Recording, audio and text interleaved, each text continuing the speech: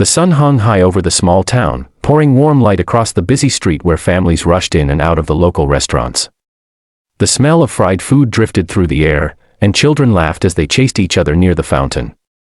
It was the kind of day that felt safe, the kind of day when nothing bad should happen. But for 8-year-old Liam Carter, it was already turning into one of the hardest days of his young life. Liam had been born deaf. He had never heard laughter, music, his own name, or even the comforting sound of his mother's humming. But he had something else: bright, expressive eyes and a gentle smile that lit up whenever someone took the time to communicate with him. His world was quiet, but it was full of meaning. That afternoon, he walked toward his favorite restaurant, clutching a few crumpled dollar bills in his hand. It had taken him a full week to save the money. He wanted nothing more than a small box of fries, the kind they served fresh and hot, with tiny flecks of salt that melted on the tongue. He pushed the glass door open and stepped inside. Inside, the restaurant was loud, chairs scraping, people talking, music playing. Liam couldn't hear any of it. Instead, he watched the world carefully, noticing the way lips moved, hands gestured, and people smiled or frowned.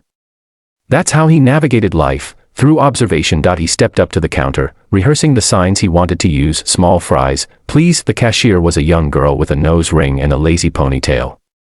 She smiled politely as he signed his order, and though she didn't understand sign language, she pointed to the fries and gave him a thumbs up. Liam returned the thumbs up with a grin. It was a simple moment.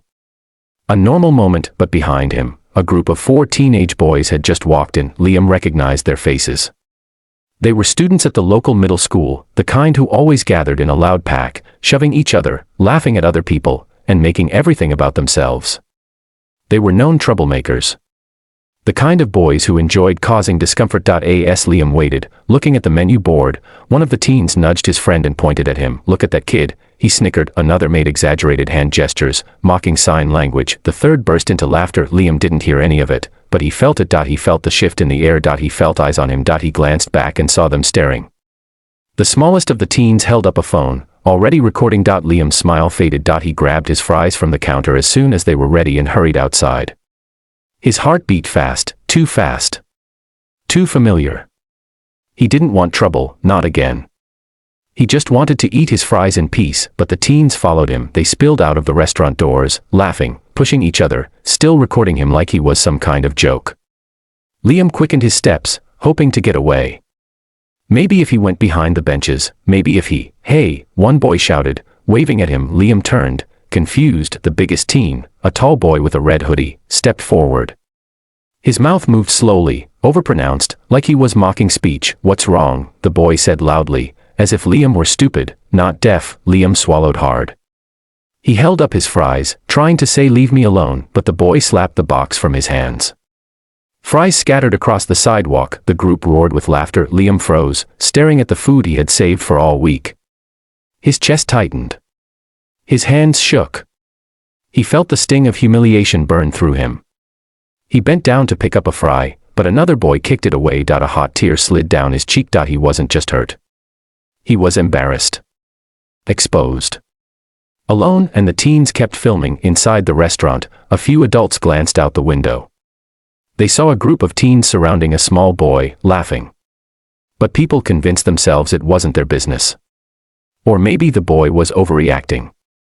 Or maybe the teens were just joking. No one stepped outside. Liam wiped his tears with the back of his hand. He tried to sign for them to stop. But they didn't stop. They just mimicked his signs, twisting their hands cruelly, laughing even harder. The recording continued. His world was silent, but it had never felt louder. And then, everything changed. Across the street, parked in front of a small mechanic shop, sat a large bike, black and chrome, shining under the sunlight. The man sitting on the bike, a tall, broad-shouldered biker with a long braided beard, noticed the scene unfolding. His name was Tank. Tank wasn't just any biker. He belonged to the Iron Serpents Motorcycle Club, a group known in the area not for trouble, but for loyalty. For protecting their own. For standing up when others stayed quiet. And Tank knew that little boy. He had seen him a few times before, because Liam's older brother, Evan, had once been part of their club. Evan had been a brave and kind-hearted young man, and Tank had loved him like a brother. When Evan passed away in a tragic accident, the entire club had attended his funeral. Tank had made a silent promise that day he would watch over Evan's family even if they didn't know it. So when Tank saw Liam surrounded by laughing teens, crying silently. Something inside him snapped into action. He swung one leg off his bike, his boots hitting the ground heavily. He took a step forward, then stopped. His jaw clenched. He pulled out his phone, dialing a number without looking. When the call connected, Tank spoke only 6 words: steady, calm, firm. It's for Evan's little brother. Now. He didn't need to explain. He didn't need to convince anyone. Just those 6 words were enough. He hung up, slid his phone back into his pocket, and began walking across the street, straight toward the crying boy. And miles away, engines began to start. Leather vests were pulled on. Roads were cleared. Within minutes, 40 bikers were on their way. The quiet world Liam lived in was about to be shaken by the thunder of brotherhood. The first rumble came from down the street. Liam looked up from the scattered fries, his small chest still heaving from the bullies' cruel laughter. At first, he thought he was imagining it, a deep vibration that made the pavement tremble under his tiny sneakers, but the sound grew louder. A low, rolling roar, like thunder trapped in steel. Tires spun on asphalt. Engines revved, and the ground shook underfoot. Liam froze. His heart skipped a beat. He had never heard motorcycles, but he felt them, felt their power. His eyes widened as he turned toward the source. From around the corner, a black and chrome army appeared. 40 bikers, each mounted on massive machines, riding in perfect formation. The sunlight gleamed off their helmets, chains, and patches. The street seemed smaller suddenly, swallowed by their presence. The bullies stumbled backward, their confident sneers replaced with panic. The boy who had thrown Liam's fries dropped his phone. It shattered on the pavement. Another tried to flee, but the roar of engines stopped him in his tracks. Tank, the biker who had called the others, led the charge. His leather jacket glinted in the sunlight, and the patch on his back read, "Iron Serpents." He had ridden beside Evan countless times, and now, in the absence of his friend, he would honor that bond by protecting Liam. The bikers circled around Liam, forming a protective barrier. Each motorcycle's engine thumped like a heartbeat, 40 hearts, synchronized, ready to defend. Liam stood in the middle, tiny and trembling, but suddenly not alone. One by one, the bikers dismounted. Their boots hit the ground with weight, steady and grounding. They looked down at the bullies, not with anger, but with quiet authority. Every leather-clad figure seemed enormous, intimidating, and unmovable. Liam couldn't speak. He couldn't hear. But he could see the shift. The bullies weren't in control anymore.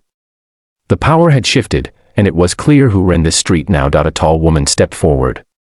Her black hair was braided tightly down her back, and her eyes were sharp and commanding. She was Iron Grace, one of the most respected members of the club. She knelt before Liam and gently wiped a tear from his cheek. Then, in perfect sign language, she said, "You're safe now. We stay with you." Liam's eyes filled with awe. He had never met anyone who could communicate so fluently. Grace's hands moved like poetry, calm and confident, and her presence felt like a shield. The bullies tried to mutter excuses, but the bikers closed in slightly, their stance firm and unyielding. The teens' laughter had long died out, replaced by nervous shuffling. One boy muttered, We were just joking." Grace's expression didn't change. She stood and walked toward them. Every step echoed authority. She signed at them slowly, deliberately, so they could understand, filming a crying deaf kid. Delete it. Apologize. Respect.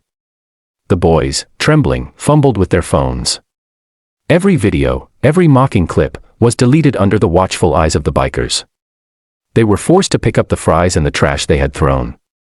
Each act of disrespect was reversed, slowly, methodically, under the silent judgment of 40 pairs of eyes. Tank approached, his massive frame looming over the largest bully.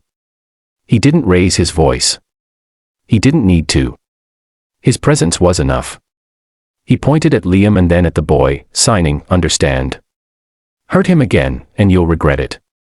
The bullies nodded frantically, understanding the warning even without words.